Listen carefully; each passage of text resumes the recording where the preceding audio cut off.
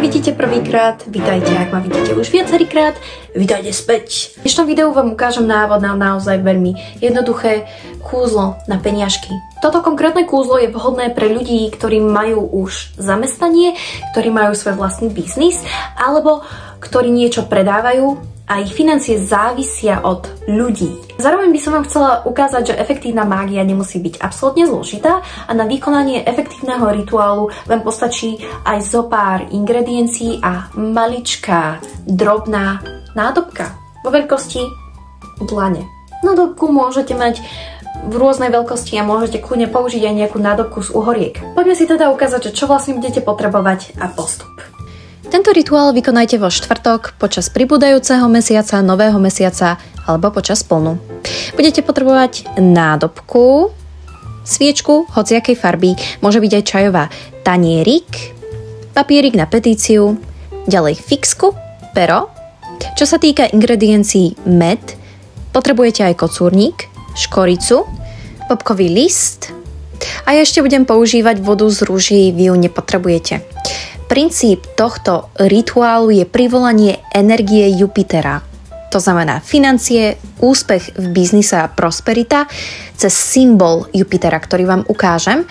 Tento symbol si môžete vygoogliť a nakreslíte si ho takto na svoju petíciu. Čím viac budete mať tento symbol geometricky správny, tým lepšie a ešte si hore nakreslíte planetárne označenie Jupitera. Na druhú stranu petície napíšete svoje celé meno, dátum narodenia, názov biznisu alebo pracovnej pozície a cez to si napíšete, čo chcete, aby sa stalo. Keďže budeme využívať osľadujúce prvky, to znamená med a kocúrnik, svoju petíciu píšte v zmysle: moje financie sú voči mne osladené, moje financie mi ľahko a príjemne a sladko tečú do života, sladko priťahujem, magneticky priťahujem úspech, prosperitu do môjho biznisu, na moju pracovnú pozíciu a do môjho pracovného života. Následne si petíciu vložíte do rúk a predstavíte si tento symbol Jupitera, ako svieti pod vami, na vašom čele a na vašom hrudníku. Týmto aktivujete energiu Jupitera vo vašich rukách, vo vašom okolí,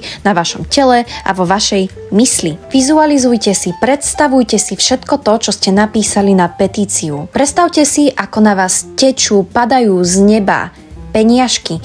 Petíciu si zrolujte ku sebe, vložte si ju do nádobky a na bobkový list, ktorý má energiu víťazstva, napíšete ten istý, alebo nakreslíte ten istý symbol Jupitera. Na druhú stranu bobkového lista napíšete svoje celé meno, dátum narodenia a cez svoje meno napíšete, čo chcete, aby sa stalo. Bobkový list si pevne vložte do rúk a požehnajte si ho, aby vám priniesol víťazstvo, úspech, prosperitu do vášho finančného života.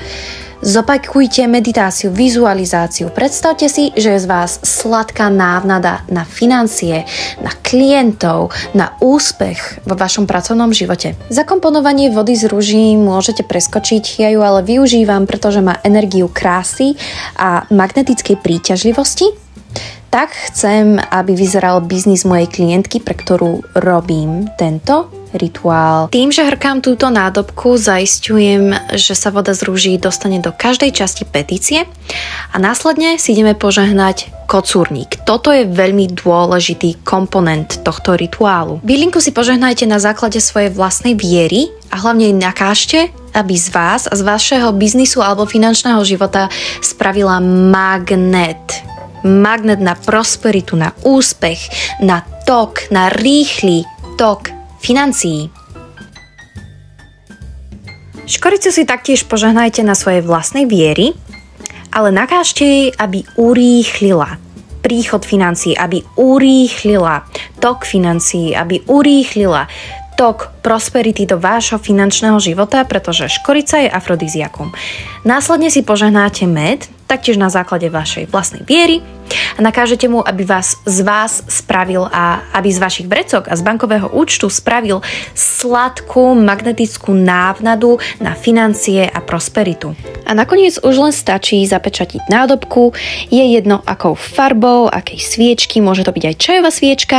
Mimochodom, zelená farba nie je farba peňazí, je to farba amerických dolárov a pokiaľ chcete siahnuť po nejakej farbe, ktorá súvisí s Jupiterom a je priamo napojená na energiu prosperity, a financií, siahnite po modrej, žltej alebo zlatej. Dávajte si prosím pozor, aby vaša nádobka bola pečlivo zapečatená.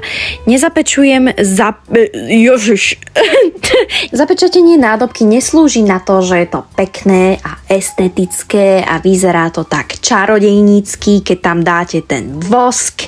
Zapečatenie slúži na to, aby sme ochránili všetky bylinky a celkovo obsah nádobky, aby tam neprenikla nejaká vlhkosť a nevznikla pleseň. Vyskúšajte a dajte mi vedieť, akú zmenu tento rituál vykonal pre váš finančný život. Vidíme sa pri ďalšom videu.